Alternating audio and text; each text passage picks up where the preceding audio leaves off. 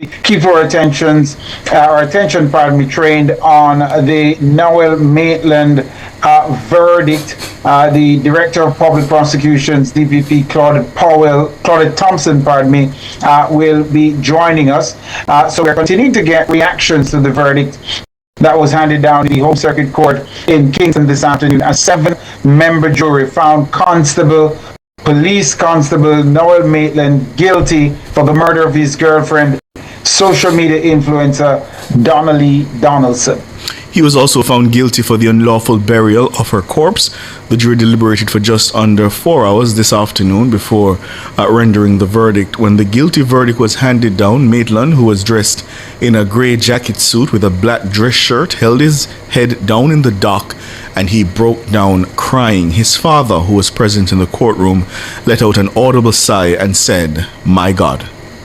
Now, Donnelly's mother, Sophia Lugg, was also present in court, and she also broke down after hearing the verdict outside the court.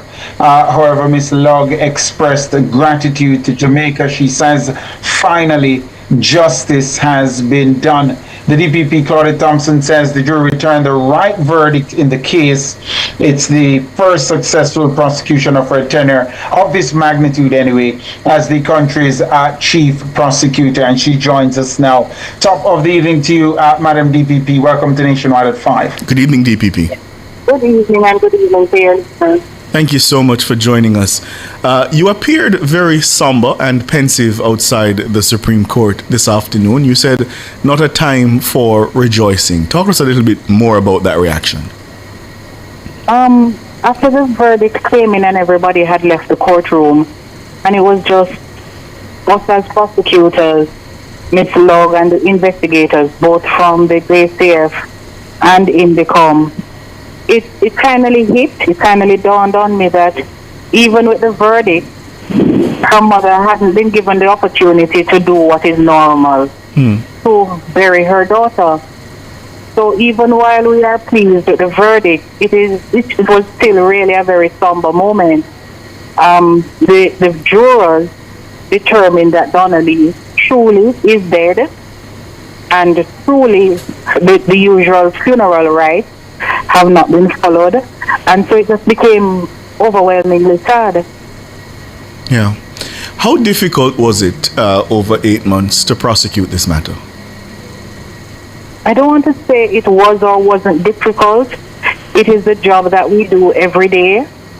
We treat every case with the same level of zeal. We do the research, we interview the witnesses, we prepare.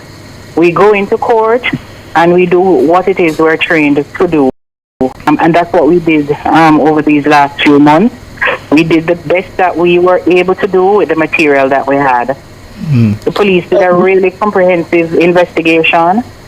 As I'm sure you have heard and your listeners have heard, was a circumstantial evidence case. There were no eyewitnesses. Nobody came to say how it is that Donnelly died. And so we had to literally string bits and pieces of evidence together. We likened it to a puzzle. And that's what we did. Madam DPP, not asking you to take tales out of school, but you spoke about the mood among the core team involved with the investigation and prosecution of this case. Lots of tears inside the courtroom. Were there any tears among that core group? Did the case have that sort of impact on anyone as you really digested the verdict? Well, Mrs. Log and her remaining daughter were crying. It is obvious that the investigator from INDECOM was moved. My 2 younger colleagues were emotionally affected. I won't say they were crying, but they too were moved. And for me, it was really somber. Like I said, it was really a sad occasion. There really was no celebrating. Yeah. DPP, as you know well, this became a social media sensation, almost a spectacle, especially in the lead up to charges being laid and the initial court appearances. How at all, if any at all, did that complicate the prosecution? It didn't complicate it for us. I am not on social media, on any social media whatsoever. It really did not play a part in the job that we had to do. Well, was there? If I could just follow up, was there any point though, because I'm sure you would have been made aware of what was happening? Was there any point that you worried or wondered whether that could have had an influence on the jurors? Not even for a second. You were that sure of the evidence? I'm not saying I was that sure of the evidence, but you're asking me about social media. And as I said to the ladies who appeared with me in the case today, we put up a good case. Yeah. And so I was satisfied. I am conscious of the fact that we're dealing with jurors, 7 different brains, 7 different minds, and they could have come back with a different result. But I felt throughout it all that we had done enough with what we had. Already there is argument about the possibility of appealing this verdict. How confident are you that this verdict will be held up by a higher court? We did the preparatory work for the trial. We'll do the same for the appeal when it comes. We expect it. We expect it because most murder convictions are appealed. The sentence for murder in Jamaica is life imprisonment. And so we expect that there will be an appeal and we will prepare for it. Yeah. Go ahead, Tyra. Oh, sorry, Ricardo. Madam DPP, you raised the subject matter of a mother not being able, even with the guilty verdict, a mother not being able to do what is customary, which is to bury her daughter. And if we would have it some other way, as folks say, it's children who ought to rightfully bury their parents after they've lived a long life. So with all that difficulty that is facing this family, will there be any approach to the person convicted in this regard to hammer out some kind of a deal to, let's say he says he can say where the body is? I'm not sure if you see where I'm going with this, and then he'll probably get a lesser sentence. Does anything in law allow for that kind of a negotiation? I don't know that there is anything in law that allows for it. You are aware that under the plea negotiations legislation, we have post-sentence agreements. So if you're asking about a post-sentence agreement for Mr. Maitland to then divulge where the body is, I don't know that the plea negotiations legislation addresses that. If you're asking about mitigation, were he to come forward before sentence to say where her body is now buried, is this something that a judge would take into consideration? I'm not sure. Yeah. You sprung that one on me, and it's very unusual. Yes. I have done, and the office of the DPP has done, we've done a lot of plea negotiations. What you're asking me about is really something that is unheard of in this jurisdiction. So, but on that point, once again, Ricardo, if I could just pick up on that point raised by Madam DPP, the post-sentencing, what did you call it? Post-sentencing? Post-sentence agreement. Post-sentencing agreement. So would that have an impact on the likely sentence handed down to Mr. Maitland were a post-sentencing agreement be reached and he would say where the body is? Well, if you've taken into consideration all that I said, I'm saying I do know that there could be a post-sentence agreement in a situation as you have described it. Because what normally happens in the case of post-sentence agreement, the person is sentenced for a crime and then he gives information about a crime, another crime. That is how I have seen it done. Yes. And as a result, you shave off a period for the term he's already serving. What you're asking about is him telling us about the crime that he's already being convicted for. I understood. I don't know that was contemplated when the drafters drafted the pre-negotiations legislation. If I Which could, is why I went to mitigation. yes, if I could stay to on the point of the body, because a lot of Jamaicans are reacting this evening, and one of the questions they're asking is how. And you would recall another famous case of a missing body and a guilty verdict was handed down, and the question arises each time: how? How does a jury find somebody guilty of murder when there is no body? And as you yourself has said, DPP, circumstantial evidence. How? Can you just walk us through, in law, how that operates? DPP? We've lost her. We're going to try and reconnect. Because it's important. There was one other famous case. I am speaking, of course, the murder trial of dancehall entertainer Vybz Kartel. Of course, the conviction ultimately overturned by the Privy Council, right. But he was found on a technique. Well, I wouldn't. A matter of jury technicality. I wouldn't venture that far. A matter of jury tampering, right. And what should have happened. Right. DPP. But she back with us. Okay. Would you like me to repeat the question, or did you hear it? I didn't hear it. Okay. So the matter of the missing body. You would recall there was another high-profile case in this jurisdiction involving an entertainer. There was no body. There was a guilty verdict, and the question keeps coming up online. Certainly, how does a jury return a verdict of guilty without a body and with the prosecution saying this was all circumstantial? Could you walk us through that in law? How does that operate? What the crown usually has to prove is the routine of the now deceased person or the purportedly dead person. Mm-hmm. In this case, we were able to establish Donnelly's routine. Donnelly lived at home with her mother, other than the times when she went overseas on vacation or on business. She would return home. So if she went to spend the night with Mr. Maitland, the following morning, she would return home. She worked from home. She conducted her business. She earned a living from home. She spoke to her mother. If she left home, she would speak to her mother no less than 2 times daily. She had close friends that she would speak to regularly. She is, as you have described her, an influencer. Yes. So she would appear online.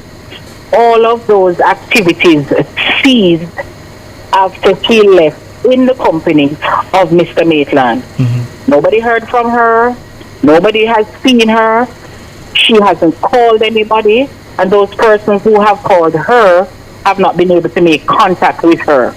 This isn't over a 1 week or a 2 weeks period. This has been the case from the morning of the 12th day of July 2022. Yes. And because there has been this permanent break in her routine, we asked the jury to say that she's dead. Mm. In addition to that, the scientists found her blood in Mr. Maitland's apartment. And so the scientist was able to say somebody suffered an injury in this apartment. Mm-hmm. And if we're going by the blood, then it is Donnelly who suffered an injury. And we asked the jurors to say that injury led to her death. Mm-hmm. Mr. Maitland's activities after she went missing, the washing of a couch, when everybody else was looking for Donnelly, he was more concerned with washing out the couch. The person who was working at the car wash and washing the couch described what any Jamaican would say and agree is blood. Mm-hmm. And based on those things, we were able to clearly satisfy the jurors so that they were sure that she died, and she bled before she died in Mr. Maitland's home. Staying with it was argued. Sorry, go ahead. Yes. That it was argued that blood cannot be aged or dated, and because she was a quote-unquote regular visitor to that apartment, then she could have bled on any occasion. Yes. And for those who heard the evidence and heard my friend's closing address, an alternative explanation for the presence of her blood was given. Not one I'll repeat. But did you find that explanation though incredible? Because we out on the outside of the courtroom, I'll repeat it. Certainly, Mr. Maitland suggested that there may have been at least 2 miscarriages, and that sexual intercourse on a balcony may have been the cause of the blood deposits in the apartment. As the prosecutor sitting there, did you find that incredible? Terribly. And I said as much when I addressed the jurors. And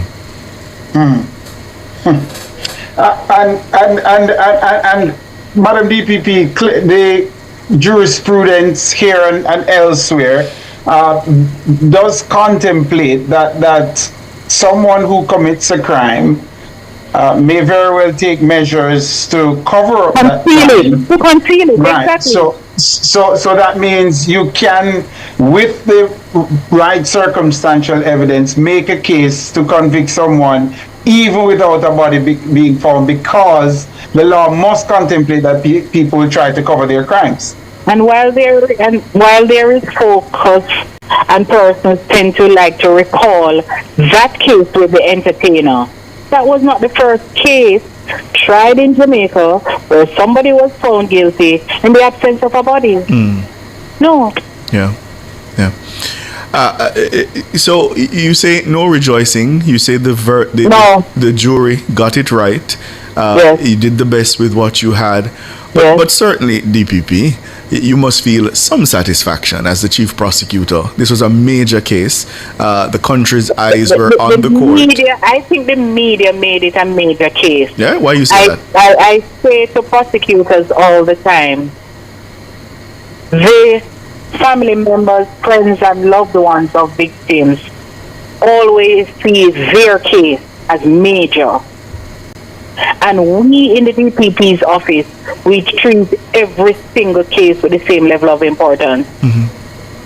So for me, it wasn't major. If it is important to a mother, a father, a sibling, a friend, then it's important, it's major, and it requires our total dedication and attention. And that's what we did in this case. That's what we have been doing. That's what my team has been doing. Every day we step into court. Yes. Have you yet determined the sentence you will ask Justice Pusey to hand to Maitland? I have already started to think about it on the drive home this evening, but I will not tell you what that is. I had to try. Madam DPP, the accused now, is no longer the accused. He's been found guilty. He's now the was a serving police constable. How important is today's verdict in reinforcing the principle that no one is above the law? You did mention the police and the solid work they did in this matter. Well, I think the result speaks for itself.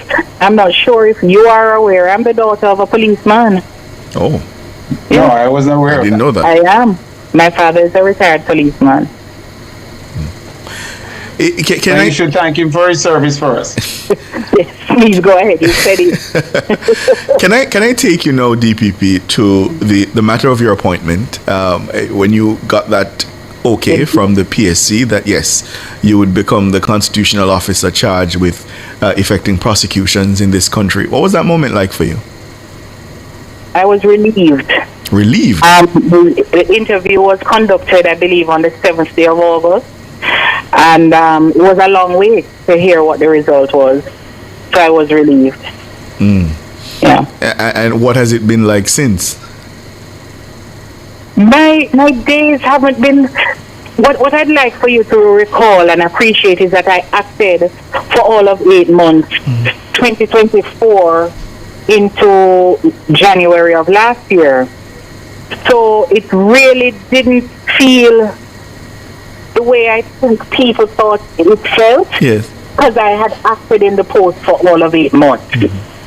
I was working with the same people I have been working with for the last, I believe, 18 plus years. This is all I've ever done. I left law school and became a prosecutor within the space of 2 months. This is all I've ever done. It's what I want to do. I applied for the top job after I had done the 8 months, and realized that I had the competence to do it. And like I said, I felt relieved that I was being entrusted with the job. Yeah. Going I'm not. go ahead. Go ahead, Ricardo. No, go ahead. No, so going forward, I know initially you had released a statement to the Jamaican people about how you intended to do the job. Going forward, does that still obtain? What should Jamaicans expect from you? I'll be reading my files. I'll be going to court, whether it's trial court or the Court of Appeal. I haven't appeared much in the Court of Appeal in, I'd say, the last 4 years or so. I tell people that I live in Court 1, and if you want to hear what it is I have to say, then you just need to come and sit in Court 1. It is where I work most days. And that is how I intend to continue to conduct my practice. I'm an attorney first. Yes. I am not a celebrity. I don't like the attention. And unless I have something to speak on, and you really won't see or hear me unless you come to court. Let me. Am I hearing your predecessor, Shirley, and of course we appreciate that you will leave your own legacy as Director of Public Prosecutions, but your predecessor did quite a bit in terms of revolutionizing how DPPs, how often they communicated with the public that they serve. Are you intending to continue that trend, or continue communicating with the public? Yes. Certainly. What it will look like maybe a little different, but certainly. Well, we certainly hope that these interviews will be part of that Exactly. look at DPP. Well, I'm doing an interview now. Yes. Because there is a reason to be doing an interview. I see. So you will speak when the moment requires it. There you go. All right, let me ask you this. Why did Claudette Thompson decide to become a prosecutor? I know for quite some time it wasn't a good paying job. I know for quite some time you had a lot of files and you were pressured. I came to talk about Mr. Brooks, I'm sorry. I came to talk about the trial. You've gotten a few questions in. But we've